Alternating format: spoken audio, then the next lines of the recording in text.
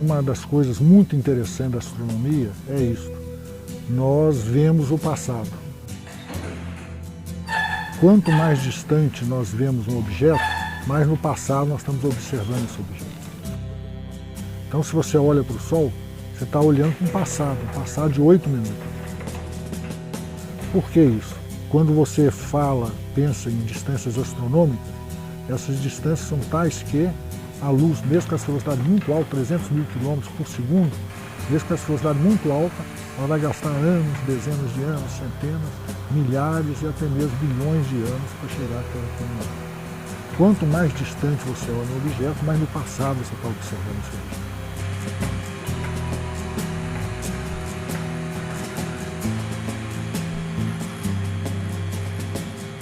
Eu nasci em 1952.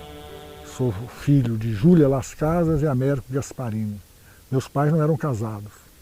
E durante algum tempo isso foi um problema para mim.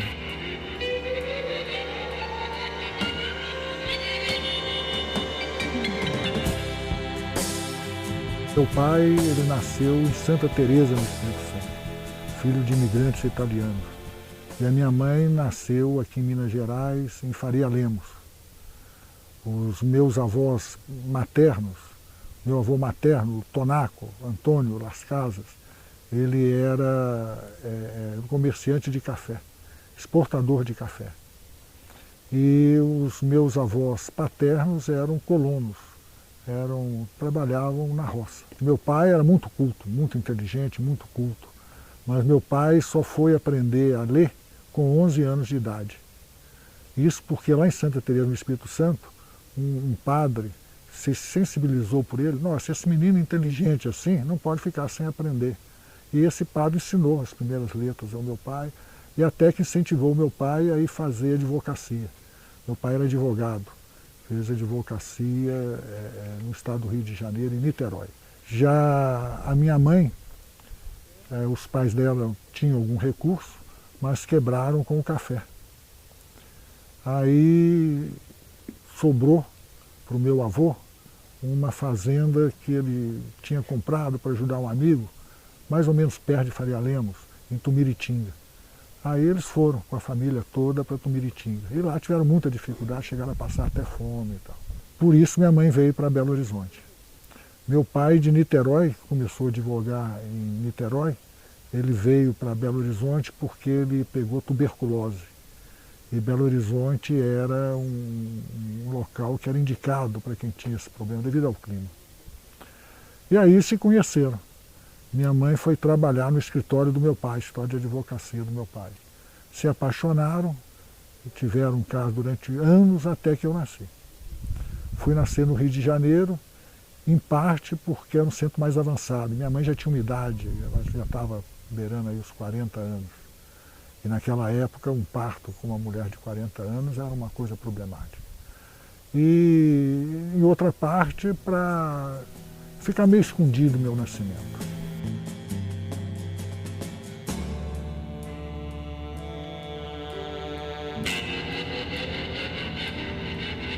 Meu pai tinha uma outra esposa, não teve outros filhos com ela. Ele me disse que logo depois que eles se casaram, ela, a esposa dele, teve um problema, teve que tirar o útero. Então não teve filhos. Ele era muito presente, muito presente. Grande parte da minha vida, ele que me levava para a escola, me buscava na escola. Sempre, fins de semana, passeios, aí os mais variados. Sempre íamos no mercado no sábado. Às vezes no sábado também no Clube Mineiro de Caçadores. Meu pai foi presidente do Clube Mineiro de Caçadores. Meu pai foi campeão mundial de tiro a voo. Quando meu pai veio para Belo Horizonte, ele se hospedou no Hotel Avenida, que era do Felice Rosso. Hotel Avenida, onde hoje é o edifício Felício Roxo. Fica ali na praça da estação. Aí ele fez amizade com o Felice Rosso, se tornou advogado do Felice Rosso. Eram grandes amigos. Tanto que quando o Felice Rosso quis fazer o testamento dele, meu pai contava que ele queria deixar... O Felice Rosso era rico. O Felice Rosso queria deixar a fortuna dele para a Santa Casa. E meu pai argumentou, mas por que logo, logo esse dinheiro acaba, some, e seu nome não vai ficar lembrado, tal. Vamos criar uma fundação, tal, tal. E o Felite Roxo colocou a exigência, não, eu topo se você se responsabilizar por essa fundação. Aí meu pai topou, antes do Hospital Felício Roxo, da Fundação Felite Roxo. Antes de ficar pronto, o Felite Roxo faleceu, morreu. Aí o meu pai então largou a advocacia para poder se dedicar à fundação, que é uma coisa que marcou muito, me marcou muito. Meu pai, durante uma determinada época, deixou de ganhar dinheiro, achou que aquilo não era mais importante, para se dedicar a algo para ajudar as pessoas.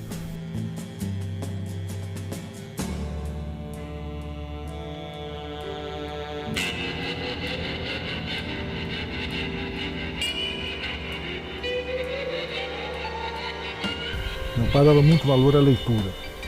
Então eu, criança ainda, eu li toda a obra do Monteiro Lobato, a obra infantil dele. Depois passei para Júlio Verne. Depois, já adolescente, aí já comecei a pegar. Ainda foi também marcante para mim, Guimarães Rosa. Meu pai me deu o Grande Sertão, Veredas, para ler.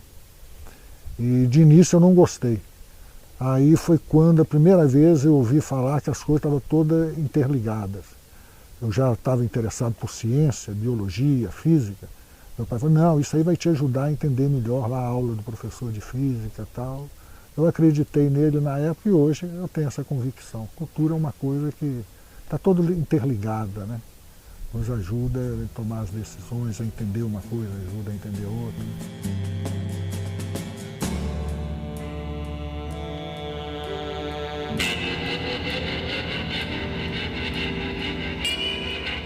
Olha, eu acho que eu comecei a virar astrônomo, eu ainda era criança de colo.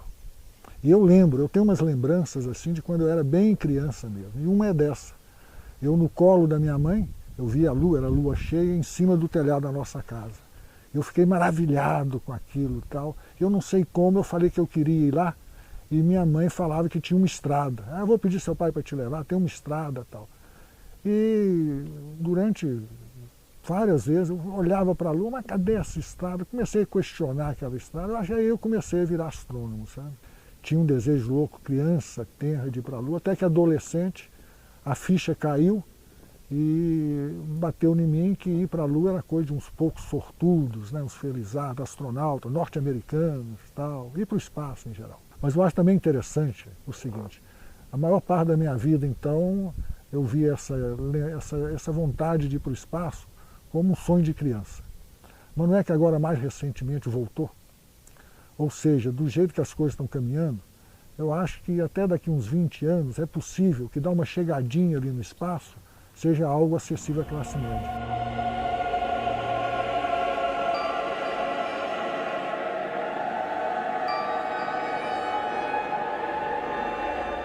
Eu adoraria. Dar uma chegadinha, sentir a falta de gravidade, né, a chamada microgravidade, poder ver as estrelas no céu, o céu escuro, né, não tem atmosfera, poder ver a Terra para um lado, as estrelas para o outro lado, deve ser uma coisa maravilhosa, né? Do jeito que as coisas estão indo, daqui uns 20 anos, é bem provável que dar uma chegadinha ali no espaço, eu digo chegadinha, não ir à Lua, né, mas um voo suborbital, seja bem acessível à classe média, talvez o preço de um carro pequeno atualmente. Então agora reacendeu essa, não é aquele desejo, né, mas eu acho uma possibilidade.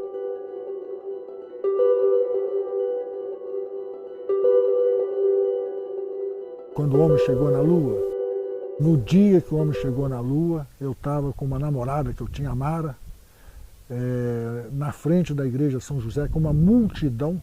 Eles colocaram vários monitores ali na frente e eu estava lá para ver a chegada do homem na Lua através desses monitores. Colocaram vários monitores na escadaria da igreja São José.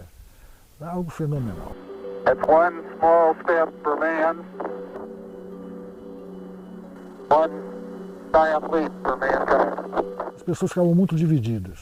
Tinha aqueles que, já naquela época, já tinha as pessoas que não acreditavam, que achavam que aquilo era uma farsa. Inclusive, no dia, tinha um colega, não estou conseguindo lembrar o nome dele aqui agora, que falava, não, isso não está acontecendo, isso aí deve ser coisa lá em Hollywood e tal, ttt. O que nos fez procurar o professor de física, no Colégio Santo Antônio, Frei Hildebrando. Ele, não, o homem foi lá mesmo, tal, tal, tal. Logo, pouco depois, começaram a surgir alguns argumentos, né, de quem não acreditava que o homem ia na Lua. Como, por exemplo, aquele, não, por que então que não aparecem as estrelas na foto? Aí eu lembro do Frei Hildebrando mostrar para ele, não, bate uma foto qualquer aqui mesmo. Vai aparecer estrela? Se aparecer estrela na sua foto, então a sua imagem vai ficar vai ficar muito branca, né? Vai ficar sobrecarregada e tal. Mas então depois da ida do homem na Lua, achei fantástico, mas veio essa dúvida, né? Foi mesmo, não foi? E aí foi legal, bem legal, que eu comecei a relacionar então a astronomia com a ciência. Não, foi, se olha do ponto de vista científico, foi sim e tal. Isso que você fala, por exemplo, é um outro argumento forte, que quando colocaram, ouvi a primeira vez, eu não soube responder. Mostraram fotos e as sombras não eram paralelas umas às outras. Então vinha assim, ó, a fonte de luz é uma única fonte, muito distante, as sombras devem ser paralelas. Deve ser paralela se a superfície fosse uma superfície plana. Mas como você tem irregularidade, essas sombras vão fazendo contorno, né? Vão tomando outras direções.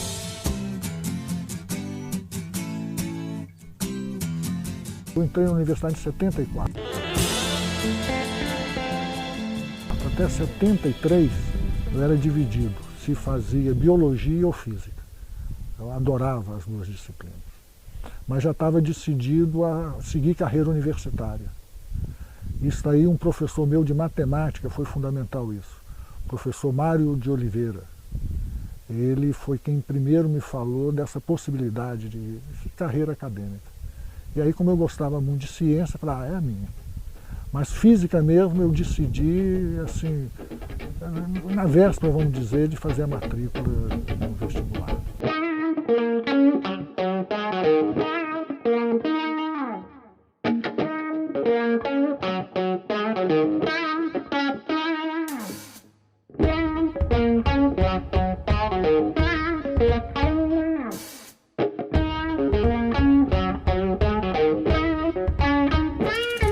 Na minha vida toda eu tive 3 vidas. Gostava muito de futebol, então Tostão foi um.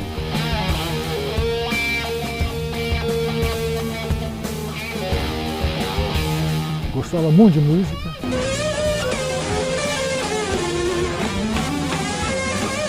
Jimi Hendrix foi outro livro.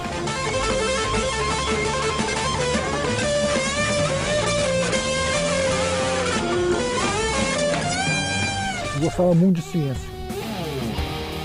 A Beatriz Alvarenga foi outro livro. Eu lembro como que a gente idolatrava a Beatriz, não apenas eu, mas vários dos meus colegas, como nós idolatrávamos a Beatriz Alvarenga, estudávamos no livro dela, né? Uma vez numa festa, nós ficamos conhecendo uma sobrinha da dona Beatriz. Não fizemos mais nada, ficamos a festa toda conversando com ela, querendo saber da dona Beatriz, como que ela é, tal, tal, tal. Depois, vários anos depois, ela se tornou minha amiga. É uma grande amiga que eu tenho hoje, a Beatriz Alvarenga. Inclusive, no nosso trabalho foi fundamental. Nós começamos com o trabalho de divulgação de astronomia, simplesmente divulgação de astronomia, falando aulas teóricas de astronomia e mostrar o céu para as pessoas, mostrar os astros para as pessoas. Mas aí logo nós sentimos a necessidade de chamar as pessoas para colocar o pé no chão. Por exemplo, não, aquela estrela é azulada, aquela estrela é avermelhada, por que isso? A física explica isso. Aí então a dona Beatriz começou a fazer o que hoje evoluiu para um programa nós chamamos de Física Fácil. Ela trazia brinquedos mesmo. Ela viajava muito o mundo todo, em todo lugar que ia em museus e trazia aqueles brinquedinhos que mostravam alguma coisa de ciência. E dava aulas assim fenomenais da ciência que a gente precisava entender para entender a astronomia que estava sendo mostrada. Durante anos foi assim, até que o esposo dela, o Celso, ficou mal de saúde e tal, ela não pôde subir com tanta frequência aqui. Mas esse trabalho dela rendeu um trabalho que hoje é coordenado pelo professor Fernando Augusto Batista e o professor Carlos Heitor Dávila Fonseca, que é o projeto que nós chamamos de Física Fácil. Onde nós vamos, Física Fácil vai.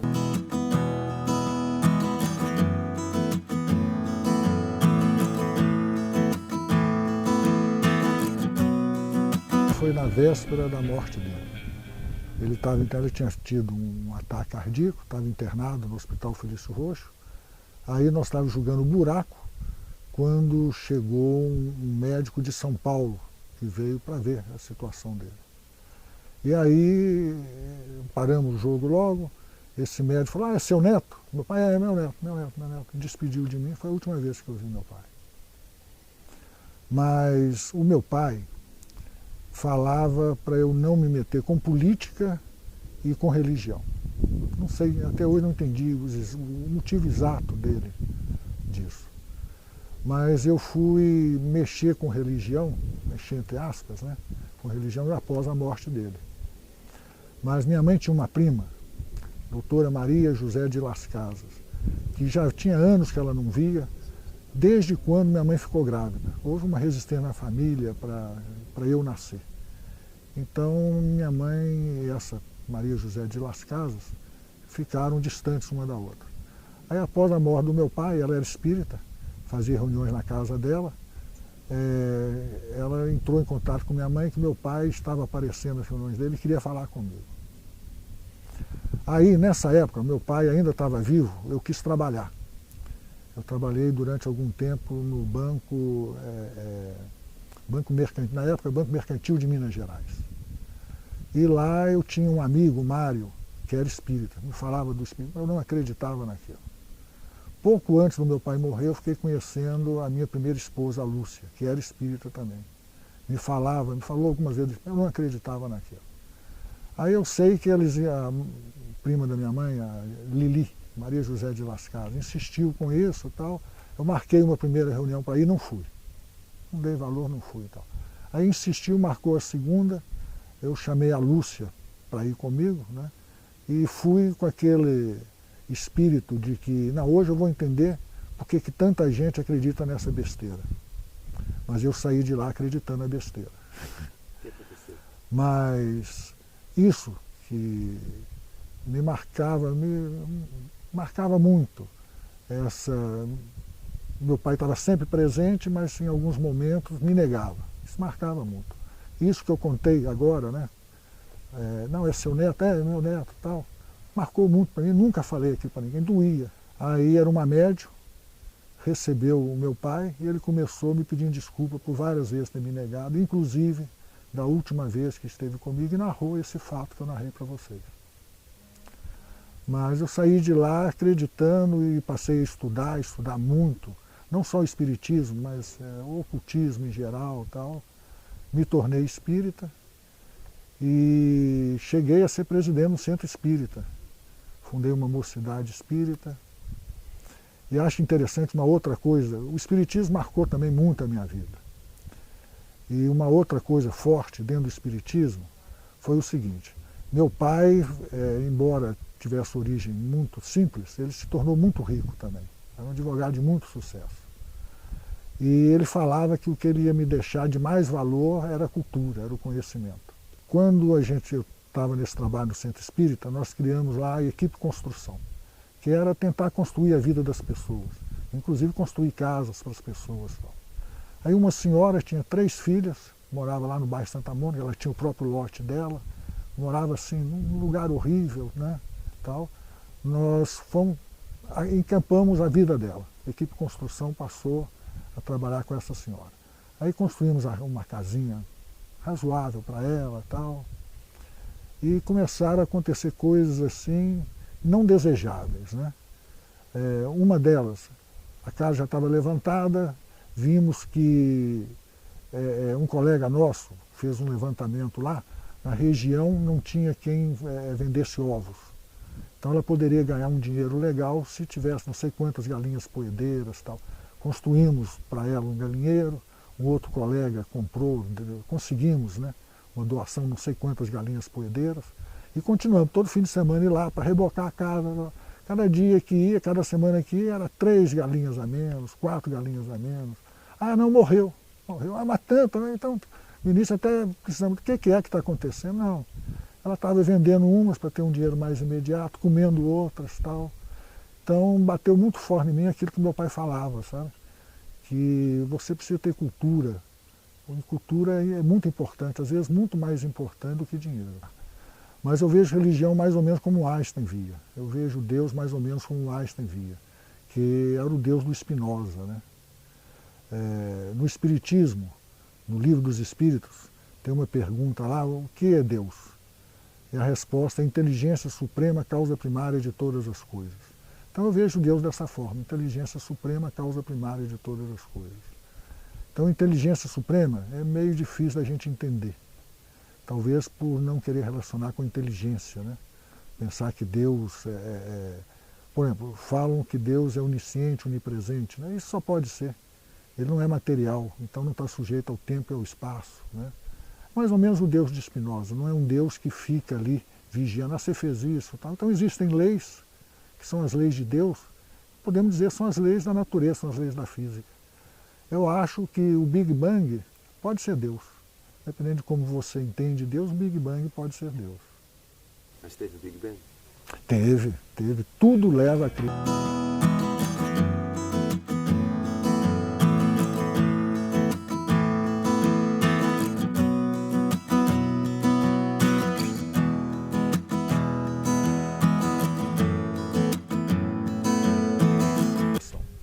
A física de partículas não tinha aqui em Minas Gerais. Aí então fiquei meio inclinado para a astronomia. Mas a astronomia, tinha algumas pessoas que já trabalhavam em astronomia, tinha o Rodrigo, tinha o Luiz Paulo, que estavam fora, fazendo doutorado fora do Brasil e tal. Então era difícil fazer astronomia aqui. Então eu fiz meu mestrado em Física do Estado Sólido. Quando aí, meu orientador, Lincoln Almir Amarante Ribeiro, foi um grande amigo que eu tive e outra pessoa fundamental na minha vida, inclusive vida profissional. O Lincoln, ele me abriu a visão do que realmente é a universidade. Eu até então entendia a universidade como algo para se formar engenheiros, físicos, matemáticos e tal. O Lincoln me mostrou que a universidade é muito mais do que isso. Ou seja, a universidade é a responsável por assimilar o conhecimento, produzir conhecimento e passar esse conhecimento para a sociedade. Passar esse conhecimento da forma mais ampla possível. Não apenas para aqueles poucos que ingressam na universidade como estudantes universitários, mas passar para a sociedade, para as indústrias, para a população em geral, passar de uma forma mais ampla possível. E o meu trabalho é muito norteado nisso, de passar o conhecimento que a universidade tem produzido, tem assimilado, da forma mais ampla possível.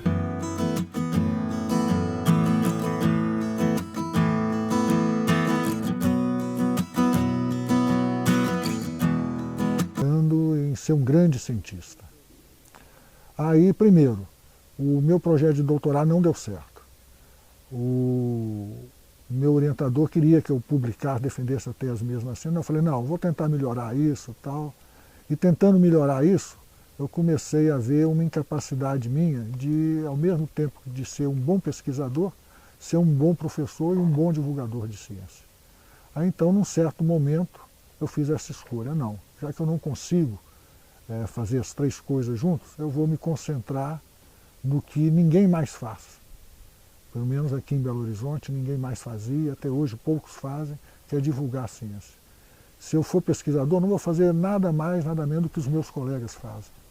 Temos colegas excelentes na astronomia aqui em Belo Horizonte. Mas vai ficar sem ter essa parte de divulgação que é muito importante. Eu vi no meu doutorado, por exemplo, que eu não sabia questões básicas de astronomia.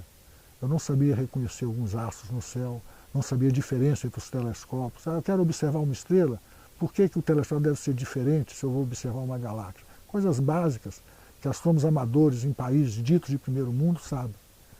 Então eu pensei, não, vamos, de início eu até pensei em divulgar a ciência procurando atender a formação de cientistas. Logo eu vi que não, que divulgar a ciência é para atender a formação da sociedade de uma forma geral.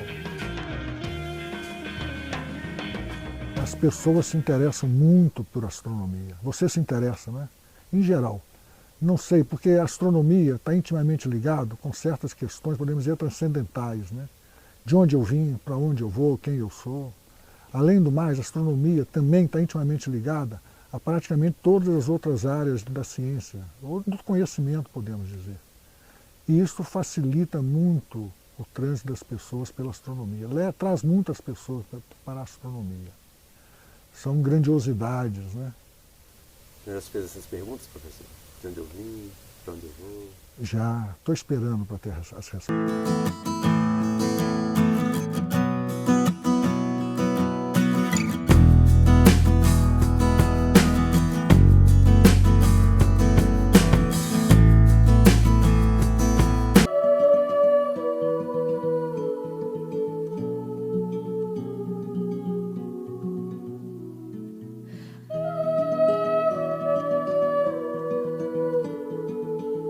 O Brasil não tinha um observatório moderno.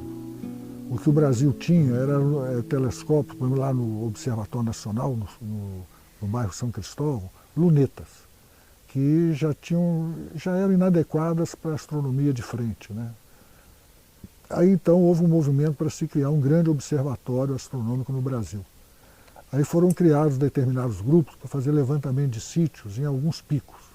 E um deles foi aqui, na Serra da Piedade.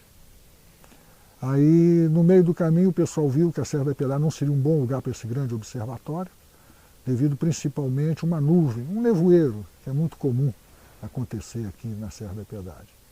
E durante algum tempo morreu essa ideia, o pessoal convergiu para outros locais.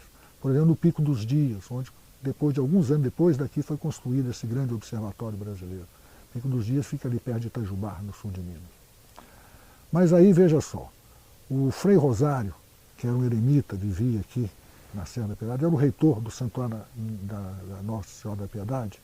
Ele era muito amigo do professor Francisco de Assis Magalhães Gomes, o vulgo Chiquinho Bomba Atômica, que foi o fundador do Instituto de Ciências Exatas, o UFMG, o fundador do Departamento de Física e tal.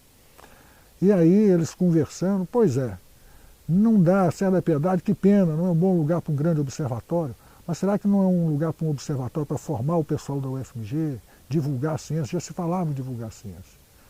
Aí o professor Francisco ficou sabendo que o Brasil iria receber 2 telescópios e um planetário vindos da Alemanha Oriental, de Jena, construídos pela ZEISS. Eles não se interessaram pelo planetário, esse planetário acabou indo para Santa Maria, no Rio Grande do Sul, até hoje está lá funcionando, mas se interessaram por esses 2 telescópios, que são os 2 telescópios que nós temos aqui, o telescópio principal e o telescópio secundário. Mas aí, mas como construir um prédio para abrigar e tal? Aí eles envolveram o governador de Minas na época, o Israel Pinheiro, que era daqui de Caeté e amigo do Frei Rosário. Pelo que o pessoal conta, esse prédio aqui, os prédios do nosso observatório foram construídos com o orçamento pessoal do Israel Pinheiro. Foi assim que surgiu esse observatório. Surgiu com a ideia de ser um observatório de pesquisa, para pesquisa. Mas um observatório, a astronomia hoje, você não se faz simplesmente olhando. Você tem que coletar os dados, tem que ter detetores. Não tinha detetores. Durante algum tempo o pessoal conseguiu, o professor Rodrigo Dias Tárcia, conseguiu um fotômetro que já tinha sido dispensado pelo Observatório Nacional, porque já estava ultrapassado.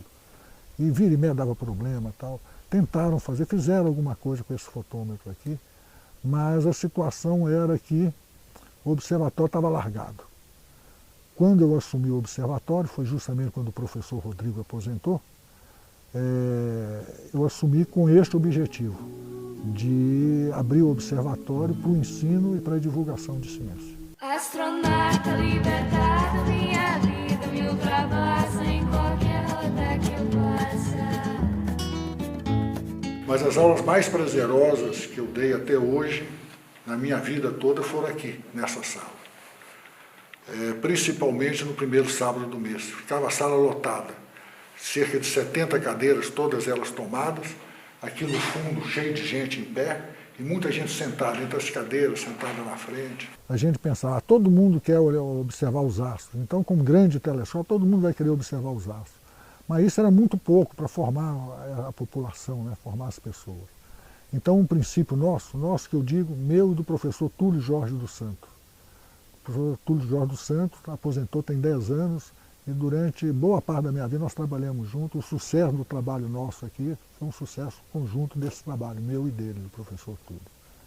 Mas aí uma primeira premissa que nós colocamos no nosso trabalho é o seguinte: nunca simplesmente mostrar o céu sem um blá blá blá. E mesma coisa, nunca o blá blá blá sem algo prático. Às vezes, quando o céu está fechado, a gente coloca um laboratório interativo para explicar algumas das bases da física. Mas eu digo blá blá blá, falar alguma coisa no ouvido da pessoa, passar um pouco de teoria para a pessoa.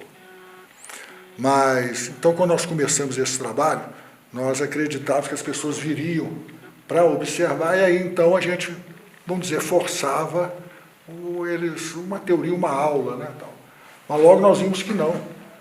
Muitas vezes acontecia, está chovendo, tal, várias pessoas, centenas de pessoas vinham para ter as aulas. Isso era muito legal. Deu certo. Primeira atividade nossa, e durante anos foi assim, a gente abriu o observatório ao público, não precisava fazer agendamento, nada, era só chegar aqui no primeiro sábado de cada mês. Tivemos alguns sábados, vários sábados aí com mais de 1000 pessoas aqui. Era um grande sucesso. E aí nós vimos a carência que Minas Gerais tinha de um museu de ciência. E aí nós fizemos um projeto de um museu de ciência centrado no planetário, centrado na astronomia. Esse projeto foi para vários lugares, foi lá para o chamado Triângulo das Bermudas. O Triângulo das Bermudas é ao lado do campus da UFMG. Fica ali entre o anel rodoviário, Catalão e Engenho Nogueira.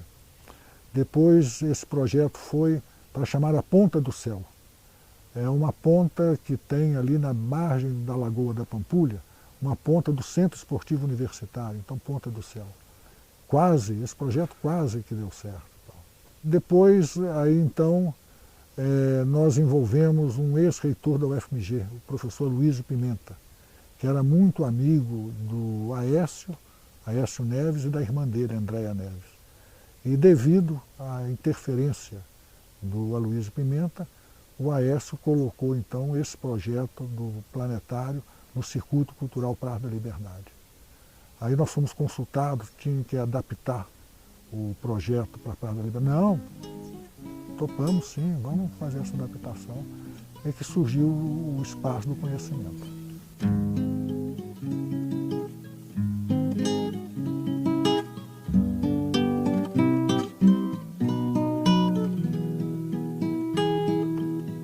Eu sou fã da UFMG. Sou fã da UFMG, o departamento de física é excelente. Tanto assim que, vejam, deixaram que eu fizesse esse trabalho de divulgação em detrimento de um trabalho de pesquisa. Mas não é perfeita, né? A universidade não é perfeita. Aí conseguimos esse projeto, mas no meio do caminho esse projeto mudou completamente. Aí já não nos interessava mais trabalhar ali. Então saímos do projeto.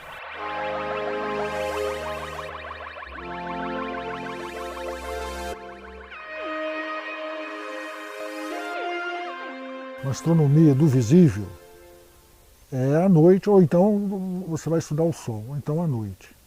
E isso é uma particularidade, outra particularidade bem legal da astronomia, né? Mas olha, eu defino a coisa da seguinte forma: a astronomia é a mais poética das ciências, inclusive pelo fato de ser um trabalho noturno. E é impressionante como que essa rotina do observatório marca o astrônomo, e impressionante como tem marcado os nossos estudantes, os nossos monitores. Todos aqueles monitores que passam aqui pelo observatório passam a vida toda, vira e mexe, voltam, com um carinho muito grande pelo observatório, por essa poesia da astronomia. A maioria das pessoas, a gente faz essa pergunta, nunca viu a Via Láctea. Se você nunca viu a Via Láctea, você está perdendo alguma coisa equivalente se você nunca tivesse visto a lua cheia perto da linha do horizonte. Tem que esperar, né? Nós estamos sujeitos ao tempo. Tem a hora que o astro vai nascer, a melhor hora para observar aquele astro, a hora que o astro vai se pôr. Não é como um laboratório que você cria as condições para o seu trabalho. Aqui não. Você tem que esperar as condições estar no momento adequado, né? As condições todas, inclusive condições climáticas também. Você está sujeito a isso. E aumenta a poesia, né? Você não ter esse controle total do que você vai fazer, tal, aumenta um pouco a essa poesia. Tem uma história que eu estou lembrando aqui que eu acho interessante. Eu conversando com um motorista que nós tivemos há algum tempo aqui, que era pescador. Então eu conversando isso, a alegria que a gente tinha quando conseguia pegar aquele dado, aquele objeto, é igual a mim. Quando eu consigo pegar aquele peixe, é a mesma coisa. Então acho que esse paralelo tem a ver. O astrônomo, de certa forma, também é meio pescador. Você tem que esperar o momento certo, ter a sorte de ter as condições para pegar aquele peixe, pegar aquele dado.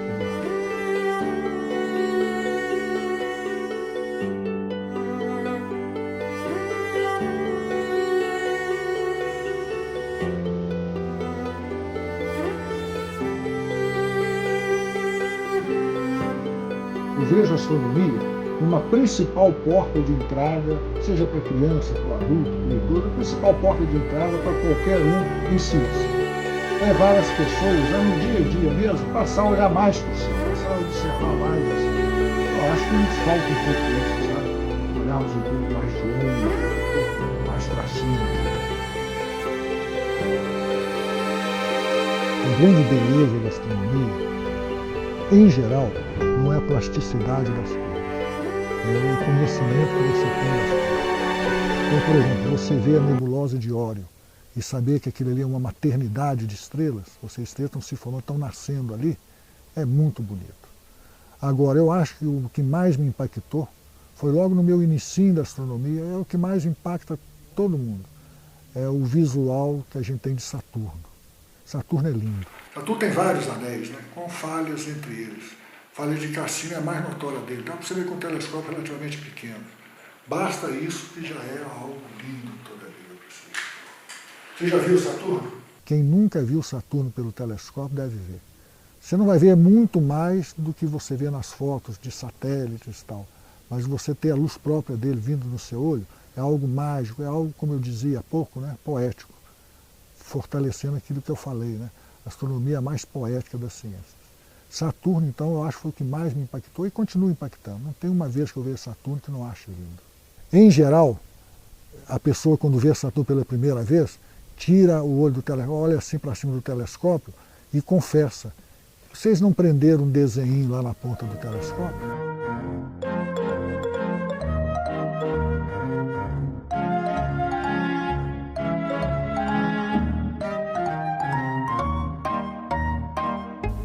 É impressionante como isso acontece. Uma outra coisa que é impressionante como se repete sempre, quando a gente mostra Vênus. Poucas pessoas sabem, né? Quem nunca viu por telescópio, dificilmente não sabe. Mas Vênus, a gente vê claramente as fases de Vênus como vemos as fases da nossa Lua. Então é muito comum a pessoa ver Vênus pela primeira vez em fase, falar, é a Lua. Então a Lua está lá? Não, não é a Lua, é o planeta, mas é a Lua. É até a pessoa entender que é o planeta Vênus.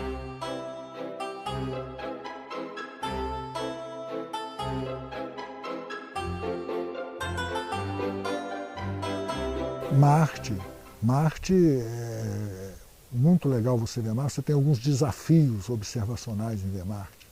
Por exemplo, Marte tem uma atmosfera violentíssima. Frequentemente a gente tem tempestade de areia em Marte. Então é muito legal você acompanhar essas tempestades de areia por aqui, mas é difícil. Você precisa de ter o momento certo, usar filtros adequados que sobressaiam a atmosfera marciana. Muito legal Marte também, você vê as calotas polares. Marte tem calotas de gelo de água e gelo de dióxido de carbono, como nós temos calotas aqui. Muito legal também você ver em Marte. Mas Marte é mais desafio. É um planetinho, apesar de não estar muito distante de nós, é tão pequenininho, né, que se torna um desafio você ver detalhes dele. Mas muito legal também Júpiter, né? Júpiter com suas luas.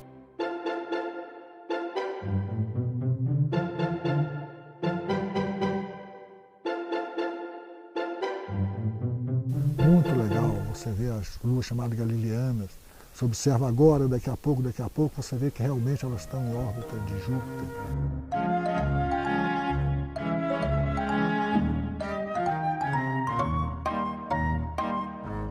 O que limita a visão da gente não é a distância do objeto, mas a luz do objeto que chega até nós. Então nós temos, por exemplo, os quasares, que são os objetos mais distantes que nós conhecemos, estão a distâncias aí de milhões de anos-luz, e nós conseguimos ver. Por quê? Porque são muito energéticos, muito brilhantes. Então nós conseguimos ver com esse telescópio simples, nós conseguimos ver até perto do limite do universo.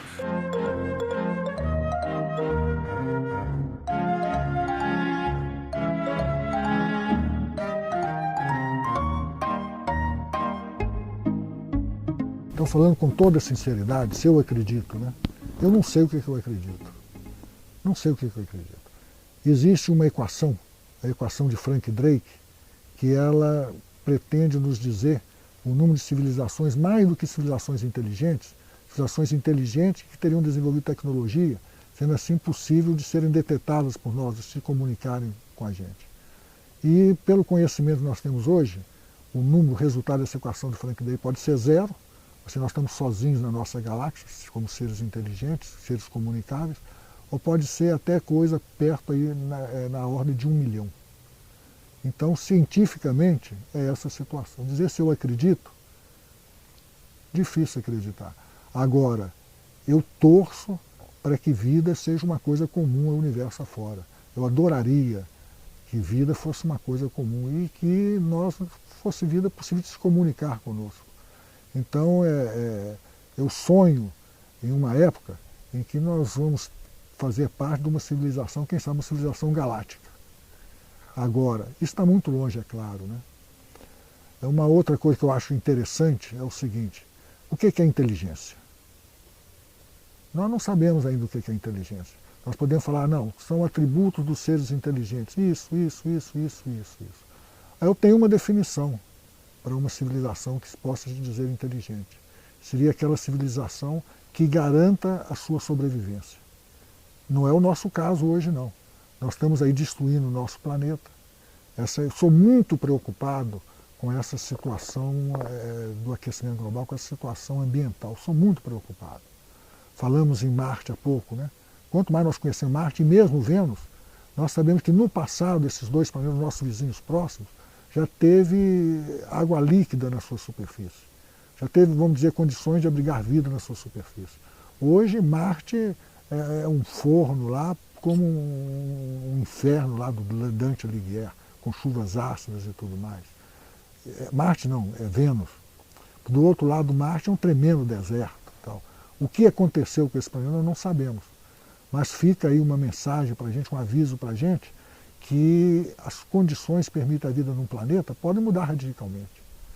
E nós não sabemos da estabilidade das condições que permitem a vida no nosso planeta. Então sou muito preocupado com isso. De repente nós podemos entrar numa bola de neve que cada vez fica mais difícil revertermos a coisa, chegar a um ponto que é impossível revertermos a coisa. Tudo se move, nada é estático. Tempo e espaço, universo fantástico. Agora, pela Inconfidência, Universo Fantástico. Já tem 10 anos. Nós temos um programa de divulgação de ciência, em geral astronomia particular, na Rádio Inconfidência AM, programa Universo Fantástico.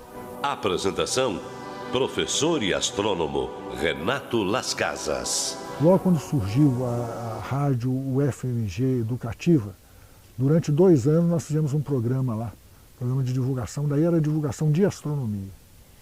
Mas depois nós resolvemos parar, dava muito trabalho, e a repercussão era pouco, a rádio não tem um alcance legal e tal.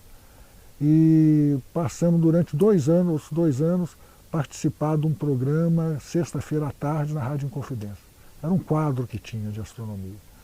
Depois, a coisa de 11 anos atrás, mudou a direção da rádio, eles nos procuraram se nós queríamos fazer esse programa, um programa de divulgação de astronomia. De início eu relutei e tal, e passei a fazer umas pílulas, gravar umas pílulas. Todo mês ia lá e gravava algumas pílulas para o mês todo e tal. E o pessoal insistindo, aí eu com o professor tudo, falei, não, vamos tentar fazer esse programa. Se der muito trabalho, conversando, pode ser que a gente não consiga, tal, se der muito trabalho. E outra coisa mais, né? Astronomia é muita imagem.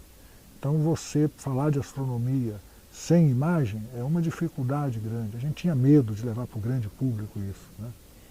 Mas deu certo. Deu tão certo que já tem 10 anos. E deve durar pelo menos outros 10 anos, espero. Não importa o tamanho ou modelo do seu rádio, o universo inteiro cabe nele. Olá, mundo! Eu sou Renato Las Casas. Como sempre, é com uma alegria astronômica que estamos iniciando mais um Universo Fantástico. Estamos falando para você de Belo Horizonte, Minas Gerais, Brasil. Toda sexta-feira, de 9 às 10 da noite, depois repete no domingo. Mas, ultimamente, eu tenho tido muito prazer, ultimamente que eu digo, desses 10 anos, tenho tido muito prazer de fazer esse programa. E acredito que ele tem tido um alcance bem legal.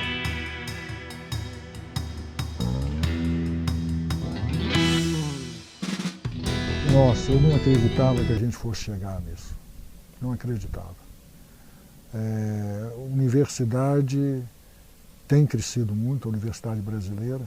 Cresceu no governo do PSDB, cresceu mais ainda no governo do PT. Mas agora eu acredito que estão querendo diminuir muito a universidade. Na realidade, o que mais ameaça o autoritarismo é o conhecimento. Então, quando você tem um governo autoritário, ele não se interessa pelo conhecimento. Se é muito autoritário, extremamente autoritário, ele é capaz até de querer destruir o que o país tem em prol do conhecimento. Eu acho que é isso que nós estamos vivendo agora. Não esperava que a gente pudesse chegar nesse ponto. Se tudo mudar hoje, eu acho que vai ser preciso aí alguns bons anos para a gente voltar ao que era. Vários estudantes nossos já assumiram o compromisso de não voltar para o país, porque não vem que aqui vai ser muito mais difícil fazer ciência. Então estamos perdendo cérebro, estamos perdendo inteligência, estamos perdendo projetos que há anos e anos têm tido sucesso, estão sendo desmontados.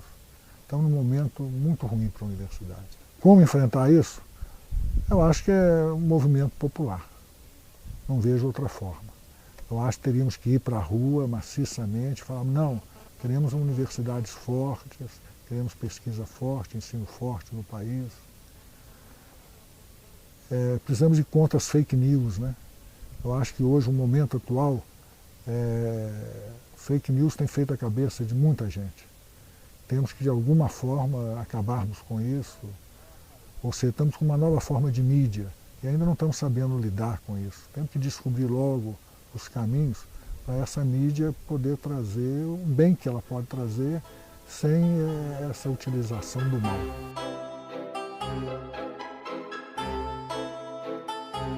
Olha, eu entendo porque muita gente pensa que o homem nunca foi à Lua.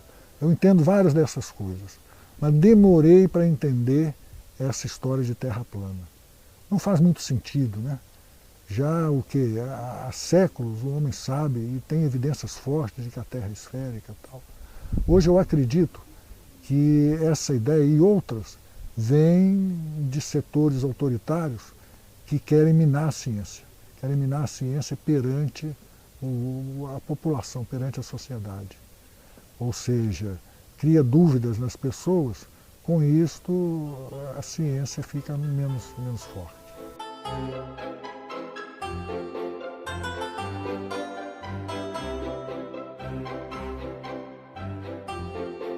Eu sou o que sou graças a ter 3 filhas.